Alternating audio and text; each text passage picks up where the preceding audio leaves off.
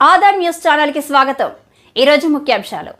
నెల్లూరు జిల్లా కావలి మండలం తాళ్లపాలెం గ్రామంలో 1557వ సంవత్సరంలో శివ పార్వతుల ఆలయం నిర్మించారు। ఆ ఆలయం శిథిలావస్థ చెందగా నాది 4వ జన్మ అంటూ రేణుకాదేవి కాళీమాత నన్ను మళ్ళీ శివాలయం నిర్మించాలి అంటూ అమ్మ నా మీదికి వచ్చి చెప్తుంది అని అంటున్నారు శివానంద జ్యోతిర్మయ్। ప్రస్తుతం ఆమె మన ఆదాం న్యూస్ ఛానల్ స్టూడియోలో సీనియర్ జర్నలిస్టు మాధవ్తో పాటు డిబేట్లో పాల్గొన్నారు। ఇప్పుడు ఏం చెప్తున్నారో చూద్దాం। This is Madhav, Adam news. ఇప్పుడు మనం ఒక ఇంట్రెస్టింగ్ స్టోరీలోకి వెళ్ళబోతున్నాం। మన ముందు శివానంద జ్యోతిర్మయ్య గారు ఉన్నారు। ఆమె మాటలో ఏం చెప్పబోతున్నారో తెలుసుకుందాం। ఆమె ఒంటి మీదకి రేణుకాదేవి కాళికీమాత వస్తుందని చెప్పేసి ఆమె చెప్తున్నారు। ఆ మాత, ఆ అమ్మ ఎందుకు ఆమె ఒంటి మీదకి వస్తుంది? ఈ మాటలో నిజమెంత? ఆమె చెప్పే బూటక మాటల లేకపోతే అబద్ధాల? ఎంతోమంది దొంగ పాపాలు ఇలా తయారవుతున్నారు। వాళ్ళతో పాటు ఏమో కూడా ఒక ఆమె ఏం చేయబోతున్నారు? ఏమే తాళపాలెం వెళ్ళేసి అక్కడ గుడి కట్టమన్నారు, శివాలయం అని చెప్తున్నారు। అది ఎంతవరకు నిజం? ఈ రకంగా డబ్బులు పోగేసుకునేందుకు ప్రయత్నమా, లేక ఇది ఒక ఎత్తుగడ? ముందుగా ఆ మాటలో మనం తెలుసుకుందాం। జ్యోతిర్మయ్య గారు నమస్కారం అండి। ఇప్పుడు మీరు తాళపాలెం వెళ్ళి అక్కడ గుడి కట్టబోతున్నారు। అవునండి। మీకు అమ్మ ఎందుకు అలా చెప్పింది? మీకే ఎందుకు చెప్పింది? అది దైవ సంకల్పం అండి। నాకే ఎందుకు చెప్పింది అంటే, ఏమో అది పూర్వజన్మ సుకృతం। నాకే ఎందుకు కనిపించింది అని అంటే, ఆ దేవికి నేనే కనిపించానేమో అనిగా నేను నా పూర్వజన్మ సుకృతంగానే భావిస్తున్నాను నేనైతే। 1557లో వెలుగోటి వీర వెంకటరాయలు గారు ఆ శివాలయం అనేది కట్టించారని చెప్పేసి అన్నారు। ఇప్పుడు అది పూర్తిగా శిథిలం అయిపోయింది। మీ మొత్తం 4 జన్మలు అంటున్నారు। ఆ జన్మలు ఏ రకంగా ఉన్నాయి? అసలు మీది 4వ జన్మ ఎందుకు అయింది? ఫస్ట్ జన్మ వెలుగోటి వీర వెంకటపతి రాయల వారి వంశంలో 2 సంతానం ఉండేవారు। ఒక అంటే కొడుకు, ఫస్ట్ అబ్బాయి, తర్వాత కూతురు। వాళ్ళు కాలంలో కలిసిపోయారు। అది కొంత ఉంది, అది తర్వాత చెప్తాను। రెండోది ఏంటంటే, తిరుమల తిరుపతి దేవస్థానంలో ఉన్న ప్రధాన అర్చకులైన రమణ దీక్షితుల వారు వారి కూతురుగా పుట్టానన్నమాట। ఇది సత్యము। ఆ వారినైతే నేను కలవలేదు, భవిష్యత్తులో కలుస్తాను, ఖచ్చితంగా కలుస్తాను। మూడోది ఏంటి అంటే, రవిప్రసాద్ గారని ఒక ఆయన ఉండేవారు। ఆయన మటుకు 3వ జన్మకి సంబంధించి, ఎందుకంటే కాలగర్భంలో కలిసిపోయిన ఫస్ట్ తరంలో ఎవరైతే శ్రీ శ్రీ శ్రీ వెలుగోటి వీర వెంకటపతి రాయలవారు ఉన్నారో, అమ్మాయిగా పుట్టిన నేను, అబ్బాయిగా పుట్టిన అతను ఇప్పుడు పుట్టి ఉన్నారు, ప్రస్తుతం విజయవాడలో ఉన్నారు। ఇప్పుడు 4వ జన్మ ఏంటి అంటే, జ్యోతిర్మయిగా ఉన్నాను। అది అంతా నాకు ఈ విధంగా అమ్మవారే చెప్తే, నాకు కలలో కనపడి చెప్తాను। నేను ఒక డైరీ కూడా రాశాను। ఆ డైరీలో అంటే రమణ దీక్షలు గారు ఇప్పుడు 2వ జన్మ అంటారు। రమణ దీక్షలు గారిది మీకు 2వ జన్మ, రమణ దీక్షలు గారిది ఆయన గారిది ఎన్నో జన్మ నాకు తెలియదు। ఇప్పుడు మరి కూతురు అవుతారని చెప్పేసి అంటున్నారు। ఆయన మీకు ఏ రకంగా తండ్రి అవుతారు? బాబాయ్ అవుతారా, పెదనాన్న అవుతారా, లేకంటే మీకు ఏ జన్మ నుంచి వచ్చిన వారు అవుతారు? తండ్రిగా అప్పుడు పుట్టి ఉన్నాను వాళ్ళ కుటుంబంలో। వాళ్ళకి మీకు పరిచయాలు ఉన్నాయా? లేవండి। మరి బంధువులుగా ఉన్నప్పుడు మీకు పరిచయాలు ఉండాలి। బంధువులుగా పరిచయం అంటే, ఆ జన్మలో అతని కూతురుగా పుట్టాను, ఆయన గారి కూతురుగా పుట్టాను। మీరు ఎలా చెప్పగలుగుతారు అంటున్నా? నాకు అమ్మే చెప్పారు। అమ్మ చెప్పింది, ప్రూఫ్లు ఏమైనా ఉన్నాయా అంటున్నా? వారిని నేను తప్పకుండా కలుస్తానన్నది తర్వాత మాట అండి। ఇప్పుడు ప్రస్తుతానికి ఏమైనా ప్రూఫ్స్ ఉన్నాయా? ఏం లేవు। ప్రూఫ్స్ లేనప్పుడు మరి మీ 4వ జన్మని మీరు ఎలా చెప్తారు? నేను సంతోషపడుతున్నాను, పలానా జన్మలో నేను ఆయన కూతురునిట ఏదో ఒక రోజు కలుస్తాను। నాకు ఒక దర్శనం వచ్చింది అంటే, నాకు అమ్మ దర్శనం ఇస్తారు, ఆ దర్శనాన్ని నిదర్శనం చేసుకుంటాను, జరిగి తీరుతుంది నా జీవితంలో, ఇది సత్యం। ఇప్పుడు అమ్మ మిమ్మల్ని అక్కడ శివాలయం కట్టమన్నారు, శివపార్వతుల ఆలయం కట్టమన్నప్పుడు మీరు అక్కడికి వెళ్ళారు। అక్కడికి వెళ్ళినప్పుడు మా వాళ్ళు కూడా మీతో వచ్చారు। అక్కడికి వచ్చినప్పుడు అది మొత్తం శిథిలం అయిపోయింది, దాని నుంచి మీరు కట్టాలి। అమ్మే మిమ్మల్ని శివాలయం కట్టమన్నప్పుడు మీరు దాతలను ఎందుకు సహకరిస్తున్నారు? మరి అంటే నాకు శక్తి లేదండి। నేను చాలా అమ్మ తలుచుకుంటే శక్తి అవుతుంది కదా। ఇప్పుడు అందరూ వస్తున్నారు, మా వారే కట్టిస్తానంటున్నారు। నీకు ఇలా వస్తుంది కాబట్టి, ఇదంతా అందరికీ తెలుసు కాబట్టి నేనే కట్టిస్తాను గుడి అని ఆయనే అంటున్నారు। ఇప్పుడు 5 తలల సర్పంగా మీరు మారతారని చెప్పేసి అంటున్నారు, దానికన్నా ప్రూఫ్స్ ఉన్నాయంటారు మీరు? ఉన్నాయి సార్। ఉన్నాయి. ఎలా అంటే ఉన్నాయంటారు. ఇప్పుడు చూపిస్తారా స్టూడియోలో? అది చూపిస్తాను.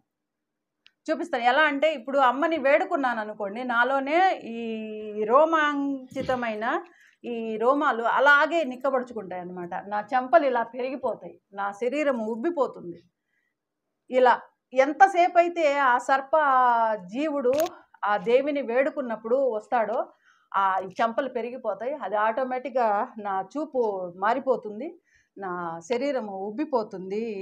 ఇవన్నీ రోమాలన్నీ బాగా నిక్కపడుచుకుంటాయి. అంటే ఆ దేవి దిగిపోయేంత వరకు, అంటే దేవత నాగసర్పం, అది 5 తలల నాగసర్పమైన అమ్మ ఎవరైతే ఉన్నారో ఆవిడే పిలుచుకుంటున్నారు కాబట్టి ఆవిడే నన్ను మార్చుకొని, నా జీవుణ్ణి మార్చుకొని తీసుకెళ్ళి ఆ శివాలయంలో ఉండే అమ్మ ఏదైతే సంకల్పం చెప్పారో ఆ సంకల్పాన్ని విని యథాప్రకారం వచ్చి ఆ జీవుడు వచ్చి నా శరీరంలో పడిపోయినప్పుడు అప్పుడు తెలిసేది నాకు, ఓహో నేను ఎక్కడికో వెళ్ళిపోతున్నాను, ఆ ఏదో పాతది పురాతన శివాలయం, ఆ శివాలయంలోకి నేనే ఎందుకు వెళ్తున్నాను, నన్నే ఎందుకు పిలుస్తున్నావు అని చెప్పి చాలాసార్లు ఆ దేవితో నేను పోరాడాను.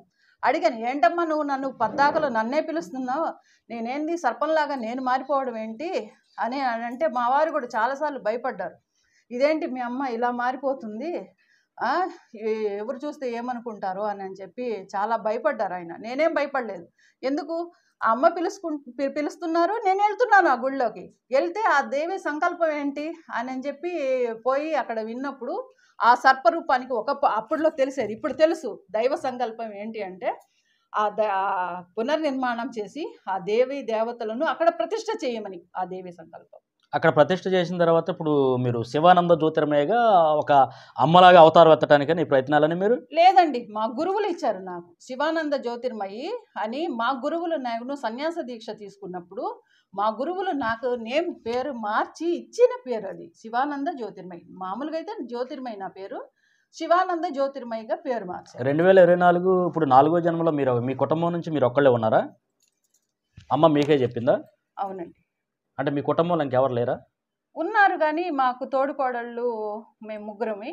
అంటే మా చిన్నమావి గారు ఉన్నారు, మా రేణుకాదేవి రేణుకా ఎల్లమ్మ ఆలయం ఉంది గుడివాడ దగ్గర, జనార్దనపురం అని ఆలయం ఉంది, ఊరుంది. ఆ ఊరిలో ఇప్పటికీ ప్రధాన అర్చకులు అయ్యవారు ప్రధాన అర్చకులు అంటే అందరికీ తెలుసు. ఆ చుట్టుపక్కల 15 గ్రామాలు రేణుకాదేవి ఆలయంలో ప్రధాన అర్చకులు ఎవరు అంటే జ్యోతి అయ్యవారు అని చెప్తారు. మీరు ఎంక్వైరీ చేసుకోవచ్చు. అంటే మీ కుటుంబం నుంచి మీరే తరతరాల నుంచి 1250 సంవత్సరాల నుంచి తరతరాల నుంచి వస్తున్న మా సాంప్రదాయం ఇదేనండి. 1250 సంవత్సరాల నాటి 1250 సంవత్సరాల నుంచి మీ దగ్గర ప్రూఫ్స్ ఏమైనా ఉన్నాయా? ఉన్నాయి. అంటే పురాణాత కాలం నుంచి వచ్చిన ప్రూఫ్లను బట్టి మీరు ఏదన్నా ఇక్కడ తీసుకురాగలిగారా? అవి మేము ప్రజలకు చూపించగలుగుతాం. అది ఉన్నాయండి, ఫోటోలు ఉన్నాయి. ఆ పురాతన ఆలయం ఉంది, ఆ స్థల పురాణం ఉంది. మా ఎక్కడైతే ఆలయం ఉందో ఆ ఆలయంలో ఉండే రెడ్లు ఉన్నారు. అసలు మీకున్న శక్తులు ఏంటండి? కొండపల్లి మీకున్న శక్తులు ఏంటంటున్నా? శక్తులు అంటే ఇప్పుడు శక్తులు ఉన్నాయని చెప్తున్నారు, ఎంతో మంది మీ దగ్గరికి వస్తున్నారు, మీ దగ్గర చూయించుకుంటున్నారు, మీరు చెప్తున్నారు. అది ఎంతవరకు వాస్తవం అన్నది అవాస్తవం అన్నది అయితే తెలియదు, ఇక నుంచి తెలుస్తుంది. ఎందుకంటే మీరు ఒక శివాలయాన్ని అక్కడ స్థాపించబోతున్నారు. ఆ స్థాపించిన క్రమంలో మీరు అక్కడ ఒక జ్యోతిర్మయగా అవతారం ఎత్తుతారు. అవతారం ఎత్తినప్పుడు మీరు అక్కడే ఉంటారు, మీకోసం భక్తులు వస్తారు. ఆ భక్తులు వచ్చినప్పుడు ఎంతవరకు నెరవేరుతుందని చెప్పేసి కూడా ప్రజలకు ఒకటి అర్థం అవుతుంది. మీరు అడిగి తెలుసుకోవచ్చు. ఎందుకంటే ఇలా దొంగ బాబాలు ఎంతో మంది వచ్చేసి ఎన్నో అవతారాలు ఎత్తారు. అది కేవలం ఒక దేవుడిని అడ్డం పెట్టుకుని డబ్బు సంపాదించడం కోసమే ప్రయత్నం చేస్తున్నారు. అలాంటి వారిలో మీరేమై ఉన్నారా? దైవ సంకల్పాన్ని నెరవేర్చడానికే నేను అక్కడికి వెళ్ళాను. దైవ సంకల్పాన్ని నెరవేర్చడానికి అని మీరు అంటున్నారు. దానికి మాకు చూపించడానికి, ప్రజలు చూపించడానికి ఏమైనా మీ దగ్గర ప్రూఫ్స్ ఉంటే ఇక్కడ పెట్టండి అంటున్నా. ఉన్నాయండి, ఒకసారి పెట్టండి. ఇక్కడ అంటే ఫోన్ లో ఉన్నాయి. అది మరి అది మీరు చూపించాలి కదా. చూపిస్తాను, ఇప్పుడు చూపించండి అన్న. ఇప్పుడు చూపిస్తే జనం నమ్ముతారు, అక్కడ ప్రజలు నమ్ముతారు, భక్తులు నమ్ముతారు. లేదు సార్, దేవి చెప్పింది ఏంటంటే ఆ అమ్మవారు చెప్పిన సంకల్పానికి ప్రతిదీ నేను డైరీలో రాసి అమ్మా ఇదిగో వెళ్ళు ఆ ఆలయంలో నీ పేరు మీద ఆ ఆలయము కట్టించు అని అంటే ఫలానా చోట ఫలానా విధంగా గుడి ఉందమ్మా, దానికి సంబంధించిన వివరాలు ఇవన్నీ ఉన్నాయి అంటే మొత్తం మీకు ప్రూఫ్స్ తో సహా చూపిస్తాను, మీ కళ్ళకి చూడండి. మీరు ఎప్పుడో చూపిస్తారంటే కుదరదు. ఇప్పుడు స్టూడియోకి వచ్చారు, మీరు ఒక ఇంటర్వ్యూ పోతున్నారు. ఇంటర్వ్యూ ఇచ్చినప్పుడు ప్రజలు చూపించాలి, భక్తులు చూపించాలి. అలాంటప్పుడు మీరు ప్రూఫ్స్ తో రాకోకుండా ఇప్పుడు ఇలా కూర్చొని మాటలు చెప్తే ఎవరు నమ్ముతారు? నమ్ముతారు భక్తులు అంటే- నమ్మాలి కదా. నమ్ముతారండి. ఇలాంటి దొంగ బాబాల్ని ఎంతో మంది మాటలు విని మోసపోయారు. ఉం. మీరు వాస్తవం అన్నది మీకు తెలుసు. దొంగ బాబాలు నేను దొంగదాన్ని కాదండి. జ్యోతిర్మయ్య గారు అలాగే కాదండి, మీరు వాస్తవాన్ని మీరు చెప్తున్నారు. ఉం. భక్తులకి అది చూపించాలి. ఉం. చూపించాలన్నప్పుడు మీ దగ్గర ప్రూఫ్స్ ఉండాలి. ఉం. లేదా భక్తుల కోసం ప్రజల కోసం మీరు ఏమైనా ఇప్పుడు చేయగలుగుతారా? ఏంటి అంటే ఇప్పుడు నా తల్లిని వేడుకుంటాను, ఆ అమ్మవారు వచ్చి నిలబడి మీకు సందేశం ఇచ్చింది అనుకోండి, నమ్ముతారా? మా స్టూడియోలో చేసి చూపించండి. చేపిస్తాను. మా నా స్టూడియోలో తల్లిని ఇప్పుడు చేసి ఇప్పుడు- చూపించండి. భక్తుల కోసం ప్రజల లేదు, కోసం ఇదిగో చేయండి. నా తల్లి వస్తుంది చూడండి. ఇదిగో నా తల్లి చూడు. చూడండి నా తల్లి వచ్చిందా లేదో చూడండి. దగ్గరికి తీసుకోండి. నా తల్లి ఎట్లా వచ్చిందో చూడండి. నా తల్లిని విమర్శిస్తారా మీరు? చూడండి నా తల్లి వచ్చిందా లేదో చూడండి. చూడండి ఎంతసేపు ఉంటుందో చూడండి. చూడండి ఈ శరీరాన్ని చూడండి. చూడండి నా తల్లిని, నా కళ్ళ నీళ్ళు చూడండి, నా తల్లిని చూడండి. నువ్వు రప్పించగలవా నా తల్లిని? నువ్వు కట్టించగలవా? భవిష్యత్తు గురించి 2025లో ఏం జరగబోతుంది, దాని గురించి మీరు చెప్పగలుగుతారా? 2025కి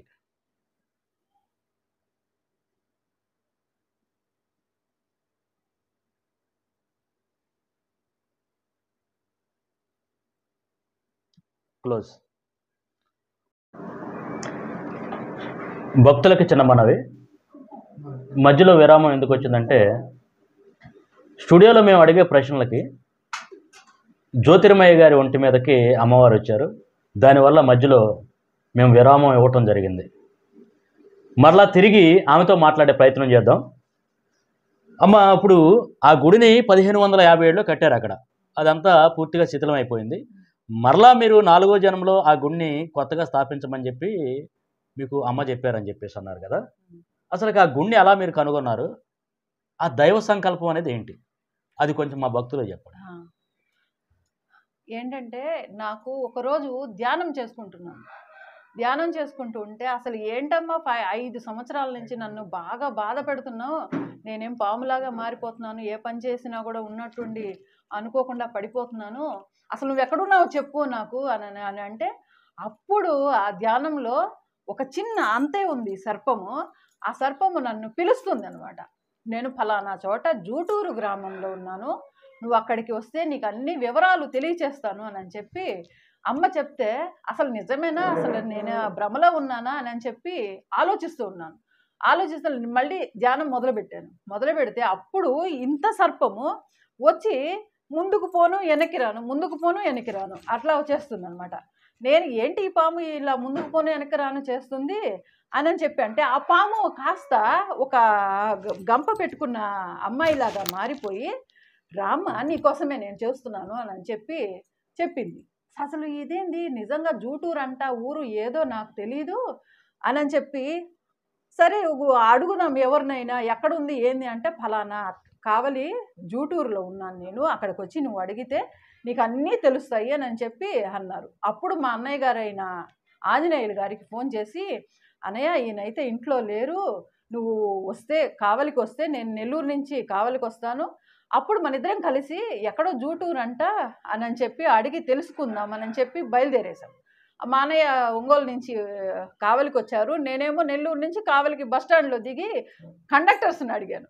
ఇక్కడ ఎక్కడో జూటూరు ఉందంటండి, మీకు తెలుసు కదా, కండక్టర్స్ అందరూ వేరు వేరు ఊర్లకు వెళ్తుంటారు, మీకేమన్నా జూటూరు అనే ఊరు తెలిస్తే మాకు చెప్తారా, ఎక్కడ ఎటువైపు వెళ్ళాలి అని అంటే అప్పుడు వాళ్ళు చెప్పారు, జూటూరు కాదమ్మా, ఒకప్పట్లో జూటూరు అనే చెప్పేవాళ్ళు, కానీ ఇప్పుడు తాళ్లపాలెంగా మార్చారు అని అంటే అక్కడ పురాతన ఆలయం ఉందండి అని అంటే ఉండేదండి ఒకప్పట్లో, ఇప్పుడు ఏమో ఎట్లా ఉందో మాకు తెలియదు అన్నారు. సరే అది ఎటువైపు వెళ్ళాలి అంటే తుమ్మలపెంట బస్టాండ్ రూట్ వెళ్ళాలండి, అక్కడికి మీరు వెళ్తే ఆటోలు ఉంటాయి అని చెప్పి చెప్పారు.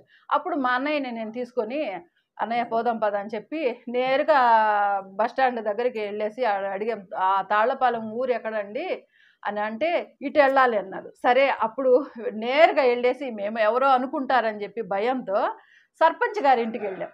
మీరు అనుమతి ఇస్తే నాకు ఎక్కడో ఇక్కడ ఆలయం ఉందంట, మేము వెళ్ళి చూసుకుంటామండి అని చెప్పి చెప్పాం. చెప్తే ఏం పర్వాలేదమ్మా, ఇక్కడ కోటేశ్వరరావు గారు అనే ఉన్నారు, ఆయన భార్యాభర్తలు అనమాట. కోటేశ్వరరావు గారు, వాళ్ళ ఆవిడ పేరు నాకు గుర్తులేదు పెద్దగా.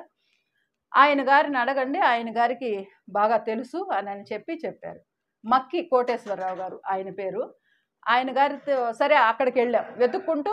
ఇదేనమ్మా చివరిగా, నా వల్ల కాదు, నేను ఈ ఎండలో తిరగలేను, నువ్వు ఎక్కడున్నావో ఏంటో అని చెప్పి బయలుదేరేసి చివరిగా వాళ్ళ ఇంటికి వెళ్ళాం.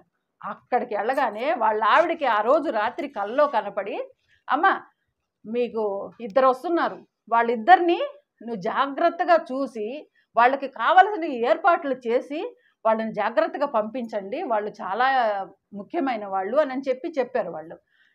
మేము అమ్మా ఇక్కడ ఎక్కడన్నా గుడి ఉందా, అమ్ముందంట ఇక్కడ చెప్తే వెతుక్కుంటూ వచ్చాం, సర్పంచ్ గారిని అడిగాం, ఆయన గారు పర్మిషన్ ఇచ్చారు, వెతుక్కుంటూ వెళ్ళామని చెప్తే అప్పుడు ఆవిడ చెప్పింది, నాకు రాత్రి కల్లో అమ్మవారు ఇలా కనపడి ఎవరో 2 వస్తున్నారు, వాళ్ళకి కావాల్సినవన్నీ ఏర్పాట్లు చేసి చెప్పమని అంటే, అప్పుడు నిజమేనా, సరే పోయి చూద్దాం, ఇదంతా మీరు వస్తున్నట్లుగా వాళ్ళే చెప్పారా? వాళ్ళే చెప్పారు. వారి కల్లో వచ్చిందంట. వారి వాళ్ళు భక్తులేనా? ఆలయాన్ని అంటే ఎప్పుడైనా ధూపదీపం అట్లా ప్రసాదం పెట్టుకుని పండగలప్పుడు పబ్బాలప్పుడు అంత దీపం పెట్టుకుని అంత నైవేద్యం పెట్టుకుంటూ ఉండేవాళ్ళ శివాలయంలో. ఆ పాడుపడిపోయిన శివాలయాన్ని వాళ్ళే శుభ్రపరుస్తూ వాళ్ళే నైవేద్యాలు పెడుతూ ఉండేవాళ్ళు. అయితే మీరు వచ్చే 2 రోజుల ముందే వాళ్ళకి కల్లో కనిపించింది. కల్లో కనిపడి చెప్పారు, ఇలా జ్యోతిర్మయ్య గారు వస్తారు, ఆమె ద్వారా తెలీదు, 2 వస్తారు, వాళ్ళని జాగ్రత్తగా చూసుకొని వాళ్ళకి కావాల్సినవన్నీ ఏర్పాట్లు చేయండి అని చెప్పి చెప్పగానే మేము వెళ్ళాం. అమ్మ ఇక్కడెక్కడో అమ్ముందంట, మేము వెతుక్కుంటూ వచ్చాం, సర్పంచ్ గారిని అడిగాం అని అడిగితే, సరే ఇక్కడ గుడి ఉందమ్మా, ఆ గుడే లేదో మీరు ఒకసారి చూడండి అంటే వెళ్ళి చూసాం. అమ్మవారే మా అమ్మ. అస్సలు ఆనందంతో బోర్ని ఏడ్చాను. పాములు పైనుంచి అట్లా. మీరు వెళ్ళినప్పుడు ఆ పాములు ఉన్నాయండి, ఉన్నాయి, అవన్నీ కుసాలు ఉన్నాయి, పాములు ఉన్నాయి. అన్నీ చూస్తే శిథిలమైపోయి గడ్డి అంతా మలిచిపోయి అస్సలు ఏ దయనీయ పరిస్థితిలో ఉందో నా తల్లి అక్కడ అట్లా ఉంది. శివయ్య అట్లా. మీతో పాటు ఎంతమందిని తీసుకెళ్లారు? మా అన్నయ్య, నేనే, ఆ గ్రామస్తులు వాళ్ళిద్దరు భార్యాభర్త ఇద్దరు వచ్చారు. మీరేనా రాత్రి నాకు కల్లో కనపడింది అంటే వాస్తవంగా ఏంటంటే గ్రామాల్లోకి కొత్త వ్యక్తులు వచ్చినప్పుడు ఎలాంటి చెప్తే నమ్మరు. అలాంటిది మీకు వాళ్ళు సపోర్ట్ చేసుకున్నారంటే వాళ్ళు కూడా మీ తరంలో ఎదురు చూస్తున్నారు. వాళ్ళు కూడా మీ తరానికి సంబంధించిన వాళ్ళు అయి ఉంటారా? అదేమో నాకు తెలియదు. మీ కుటుంబంలో ఒక వ్యక్తులు అయి ఉంటారా? అంటే మీ 4 జన్మల్లో ఒక జన్మ అయి ఉంటారా? నాకు అదంతా తెలియదండి. అంటే అమ్మ చెప్తారు కదా మీకు. అంటే నన్ను ఆడపడుచుగా నన్ను స్వీకరించారు. నువ్వే మాకు అంటే అమ్మ అని పిలవడం మొదలు పెట్టారు. రాత్రి కళ్ళలో కనపడిన ఈమె కదా జ్యోతిర్మయ్య గారు. అలా కాదండి, ఊరు మొత్తం ఉన్నారు, వాళ్ళలో కూడా భక్తులు ఉంటారు. అయితే వారెవరికి రాని కళ వీళ్ళకే వచ్చిందంటే వాళ్ళు మీ తరంలో మనుషులు అయి ఉంటారా, లేదంటే మీ బంధువులు అయి ఉంటారా, లేదంటే మీ 4 జన్మల్లో ఒక జన్మలో వీళ్ళు కూడా అయి ఉంటారా? అంటే అమ్మ మీకు చెప్పింది కదా, అందుకని అడుగుతున్నాను, అది భక్తులు తెలియటం కోసం. అది ఏంటంటే ఒక అది గుర్రాల సావిడి ఉంది. అంటే ఆ ఆలయానికి సంబంధించి ఎవరైతే రాజకుటుంబీకులు ఉన్నారో, శ్రీ శ్రీ శ్రీ వెలుగోటి వీర వెంకటపతి రాయల వారు ఉన్నారో, వాళ్ళకి ఏనుగులను పోషించిన ఒక ప్రదేశానికి ఏనుగుల బావి అని పేరు వచ్చింది. కానీ గుర్రాలని పోషించిన వాళ్ళు ఉన్నారు, ఆ వాళ్లే వీళ్ళు. గతంలో అప్పుడు ఆ ఊరికి ఏనుగుల బావి అని పేరు వచ్చింది. దానికి కూడా చెప్పాను, ఎందుకంటే ఇక్కడ దగ్గరలో ఏనుగులను పోషించిన ప్రదేశం ఉంది. అమ్మ చెప్తుంది, ఆ ప్రదేశాన్ని మీరు చూడండి, ఆ ప్రదేశం దగ్గర ఏనుగులను పోషించిన ఆనవాళ్ళు ఉన్నాయి, గుర్రాలను పోషించిన ఆనవాళ్ళు ఉన్నాయి. కోనేరు ఉంది, కోనేరు దగ్గరికి వెళ్ళడానికి 3 ఎద్దుల బండి నడిచే మార్గం ఉందంట. అమ్మవారు చెప్తున్నారు, అక్కడికి 3 మనుషులే వెళ్తారట, అక్కడికి మరి ఎవరు వెళ్ళలేడు. దాని నిండా పచ్చగా నీళ్లు ఉన్నాయి. ఆ నీళ్లు కూడా అంత కూడా తగ్గవు, ఎంత ఎండలు వచ్చినా ఇంత కూడా తగ్గవు, ఇంత పెరగు, ఎప్పటికీ అట్లాగే ఉంటాయి. ఎంత ఎండ వచ్చినా ఎప్పటికీ అలాగే ఉంటాయి. అప్పుడు వాళ్ళు మేము నమ్మాం. అప్పుడు ఆ అమ్మ దగ్గరికి వెళ్ళి అలా కనుక్కున్నాం. ఏ రోజు వెళ్ళారు? అది డేటు 2014 వెళ్ళి అక్కడ మీరు మొదలు పెట్టారు. కలశ ప్రతిష్ఠ చేసాం, కలాపకర్షణ చేసాం, మొత్తం బాలాలయం కట్టాం. ఇప్పుడు మీరు అదే ప్రదేశంలో ఉంటున్నారా, లేదంటే వేరే ఊర్లో ఉంటున్నారా? వేరే ఊర్లో ఉంటున్నాం. అక్కడ ఉంటున్నా అక్కడ చూసుకుంటా ఉంటాం. ఇప్పుడు అక్కడికి భక్తులు వస్తున్నారా? రావట్లేదు. ఎందుకంటే కొంతకాలం సమయం పట్టింది. ఆ గుడి కట్టించే స్తోమత లేక కొన్నాళ్ల పాటు ఆగింది. ఇప్పుడైతే ప్రస్తుతానికి అక్కడే ఉండాలనుకుంటున్నాను. ఎందుకంటే శాశ్వత దీక్ష తీసుకున్నాను. అమ్మ నీ పని చేయడమే, నీ సేవకురాలిగా నీ గుడి కట్టించి నీ సంకల్పం నెరవేర్చడమే నాకు జన్మ ధన్యం అనుకుంటున్నాను. ఇక నీ సేవలో దిగిపోతున్నాను. అంటే గతంలో 3 సంవత్సరాలు అయింది సన్యాస దీక్ష తీసుకొని. ఇప్పుడు మళ్ళీ ఆ సేవ, ఆ తల్లి సేవ చేసుకుంటూ అక్కడే ఆ గుడి దగ్గరే ఉండాలి అని అనుకుంటున్నాను. అనంత పద్మనాభ స్వామి ఆరోగ్యది తెరవటం అంటే మాటలు కాదు. అవును, అది తెరవగలే శక్తి మీకు ఉందంటారా? ఉంది. ఎలా అంటే స్వామివారి ఆజ్ఞ ఇచ్చారు. అది నేనే తీస్తా. మరెవరు తీసినా కూడా రక్తం కక్కుని చనిపోతారు. మీరు తీయగలుగుతా అంటారు? తీస్తాను. అంతకైతే మీరు ఎవరైతే రాజకుటుంబీకులు ఉన్నారో వాళ్ళకి నాకు మాత్రమే తెలిసిన ఒక రహస్యం ఉంది. అది వాళ్ళతోనే చెప్తా. మిగతా వాళ్ళతో చెప్పేటప్పుడు మీడియా విన్నా కూడా నాకు ఇబ్బంది లేదు. నాగరాన్ని బయట తీసే శక్తి ఉందంట ఆ అమ్మాయికి లేదు. ఆ అమ్మాయి ఊహలో బ్రతుకుతుంది.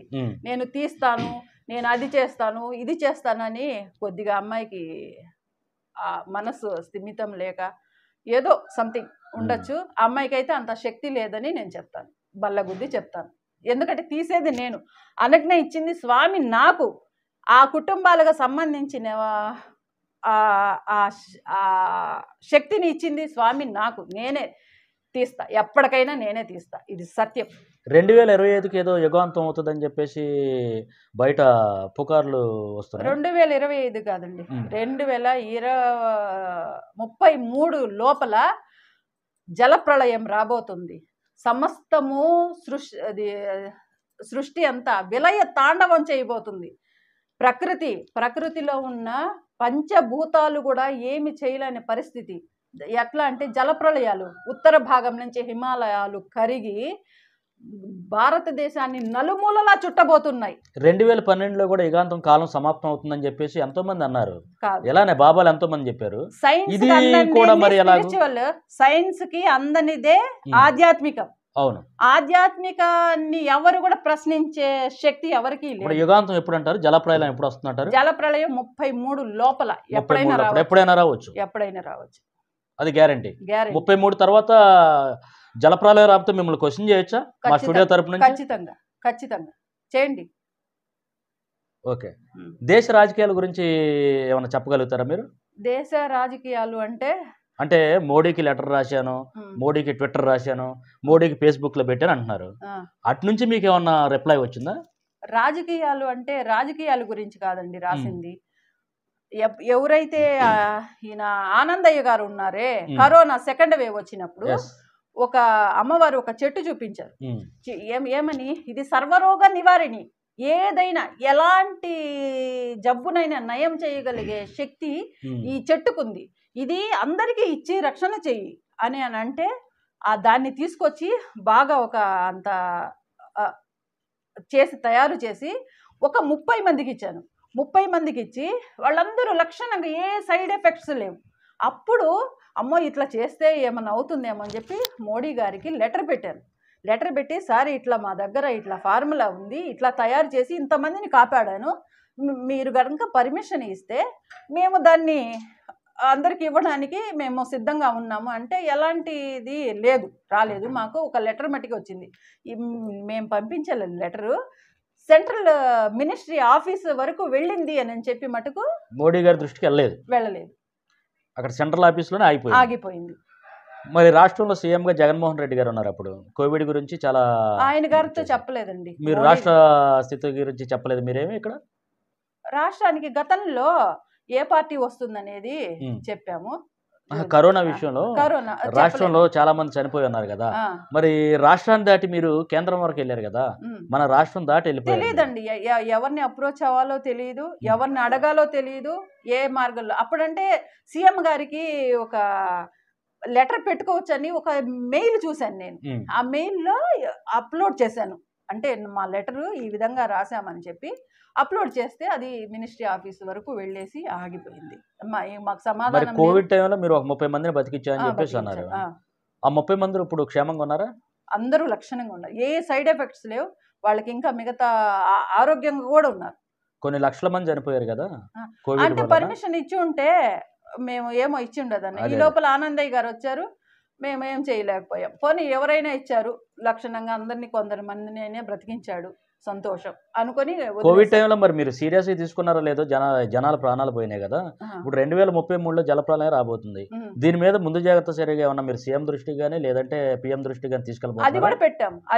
అది సీఎం గా, అది పిఎం గారి దృష్టికి అది అదే ఇది సేమ్ ఇలాగే లెటర్ పెట్టాం. అంటే అంత గతంలో అది ఉంది కదా, పంపించిన ఆనవాళ్ళు ఉన్నాయి కదా, అట్లాగే ఇది కూడా పంపించాం. ఎలాంటి రిజల్ట్ లేదు. అప్పటికి ఉజ్జయిని మహంకాళేశ్వర ఆలయంలో అఘోరాలు ఉన్నారు. వాళ్ళకు కూడా చెప్పాను, ఏమండి ఏం చేస్తున్నారు మీరు?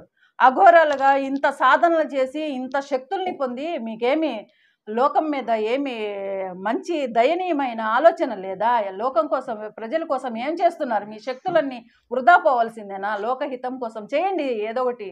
అమ్మని ప్రార్థించండి. ఉజ్జయిని మహంకాళేశ్వర ఆలయంలో 18 కలశాలు పెట్టి అఖండ జ్యోతిని వెలిగించండి. అప్పుడు ఆ అమ్మ కాపాడుతుంది, సమస్త జీవకోటిని కాపాడుతుంది, రాబోయే ప్రళయాలని ఆపుతుంది. అప్పుడు బాలఉగ్ర నరసింహస్వామిగా స్వామివారు వెలుస్తారు. వెలిసి ఆయన సుదర్శన చక్రాన్ని తన విశ్వంలోకి వ్యాప్తి చెంది సమస్త జీవకోటిని కాపాడే శక్తి ఎవరికి ఉందంటే బాలఉగ్ర నరసింహస్వామికి మాత్రమే. ఇది నేను బల్లగుద్ది చెప్తాను. ఎవరైనా రాండి, ఎవరైనా అడగండి, మీకు చేతనైతే ఆ దేవిని ప్రార్థించండి. ప్రార్థించి ఆ విపత్తును ఆపండి. ఆపి ఆ దేవిని శరణాగతి వేడండి. ఇదే నేను అడిగేది. మన స్టూడియోలో జ్యోతిర్మయ్య గారితో మాట్లాడటానికి లైవ్లో కాల్ ఉన్నారు, మాట్లాడదాం. అమ్మా అమ్మ, మేము ఆదాం న్యూస్ నుంచి మాట్లాడుతున్నాము. స్టూడియోలో జ్యోతిర్మయ్య అమ్మవారు ఉన్నారు. ఆమెతో ఏం మాట్లాడాలనుకుంటున్నారు? మీ సమస్య ఏంటో చెప్పండి అమ్మా. మాట్లాడమ్మా, మీ పేరు చెప్పండి, ఊరు చెప్పండి, ఎక్కడి నుంచి ఉన్నారు? మీ పేరు? షేక్ బీబీ గారు చెప్పండి, మీ సమస్య ఏంటో చెప్పండి అమ్మవారికి. ఇంట్లో పరిస్థితులు బాగుండట్లేదు. వాటి వెళ్ళిన తర్వాత వాటి ఏదో ఒకటి వస్తానే ఉన్నాయండి. ఏదో ఒకటి అంటే శక్తులు వెళ్తున్నాయమ్మా. అసలు మీ సమస్యలు ఏంటి చెప్పండి అంటున్నా. ఆర్థిక ఇబ్బందులా, రోగ ఇబ్బందులా? రోగ ఇబ్బందులు ఉన్నాయి, ఆర్థిక ఇబ్బందులు ఉన్నాయి. అమ్మవారికి చెప్పండి, మీ సమస్య ఏంటో చెప్పండి. లైన్లో ఉన్నారు అమ్మ, మాట్లాడండి మీరు. చెప్పండి తల్లి. ఏం లేదండి, ఆపరేషన్లు మనిషి ఇంట్లో బాగోట్లేదు. ఇంట్లో బాగోపోవడం, ఏదో సమస్యలు వస్తా ఉంటాయి. అది మీరేం కోరుకుంటున్నారు అమ్మగారి దగ్గర నుంచి? అమ్మగారి దగ్గర ఏం కోరుకోవట్లేదు. ఎందుకు అలా అవుతుంది అనేది. అలాగా మీ పూర్తి పేరు చెప్పండి. షేక్ చోటేజాని అండి నా పేరు. మాట్లాడండి. మీకైతే ఆరోగ్య పరిస్థితి ఎందుకు బాగోలేదంటే మీరు కొన్ని అలవాట్ల చొప్పున వాటిని మానేస్తే బాగుంటుంది మీ ఆరోగ్యం. మీకు ఆర్థిక పరిస్థితులు ఎందుకంటే ఇల్లును పట్టించుకోయ్యా ముందు. ఇంటి కుటుంబాన్ని పట్టించుకో. తర్వాత అంటే నీ ఖర్చులు కాదు, ఏం కాదు. ముందు ఇంటిని పట్టించుకొని నీ అలవాట్లను మార్చుకుంటే నీ ఆరోగ్య పరిస్థితి బాగుంటుంది. ఇల్లు బాగా చక్కబడుతుంది, ఆర్థిక పరిస్థితి కూడా మెరుగుపడుతుంది. నీలో అనేక రకాలైన లోపాలు పెట్టుకొని అడిగితే ఎట్లా? ముందు నీ అలవాట్లు మార్చుకో ముందు. నాకే అలవాట్లు లేవు కదండి. ఎందుకు లేవు? బాగానే ఉన్నాయి. లైవ్ లోని అబద్ధం చెప్పవాకండి, ఇక్కడ తెలిసిపోతుంది మీ గురించి. ఏం అలవాట్లు ఉన్నాయి? మీరేం చేయరా? మద్యపానం చేయరు? మద్యపానం చేస్తాను. మరి లేవని అంటే ఎట్లా? ఇంకా మద్యపానం చేస్తే ఇంకేమొస్తాయి? ఆరోగ్య పరిస్థితులు అన్నీ పోతాయి, బాడీలో ఉండే పార్ట్స్ అన్నీ పోతాయి. అది ఒకటే మానేస్తే అయిపోతాయా? అది ఒకటే మానేస్తే కాదు, మానేసి చూడు, పోతాయా లేవా అనేది నీకే తెలుస్తుంది.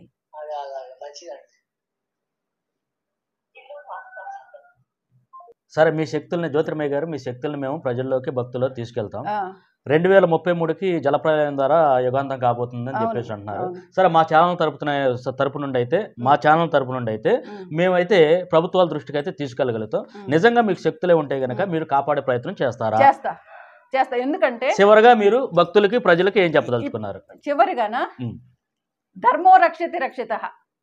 ప్రతి మనిషి మంచి కోరి వాళ్ళ జీవన విధానాన్ని, జీవన శైలిని ధర్మ మార్గంలో నడిపిస్తే ప్రతి ఒక్కరూ రాముడవుతాడు. మంచిని కోరేవారు ప్రతి ఒక్కరూ సనాతన ధర్మం ఏదైతే ఉందో ఆ ధర్మ మార్గంలో నడిస్తే ఎలాంటి జలప్రళయాలు రావు, ఎలాంటి విపత్తులు రావు. ఎందుకంటే మనం చేసేదే మనకి రిఫ్లెక్ట్ అవుతుంది. సో దానికోసమనే మనలో మార్పు రావాలి. ఫస్ట్ మనం మంచిగా బ్రతకాలి, అందరినీ మంచిగా చూడాలి. ఇదే. సరే జ్యోతిర్మయ్య గారు, మీ టయాన్ని హెచ్చించి మా స్టూడియోకి వచ్చి మా కోసం, ప్రజల కోసం, భక్తుల కోసం మీ సమయాన్ని కేటాయించినందుకు మీకు ధన్యవాదాలు. నమస్కారం. శ్రీమాత్రే నమః. జై గురుదేవదత్త, జై గురుదత్త, శ్రీ గురుదత్త.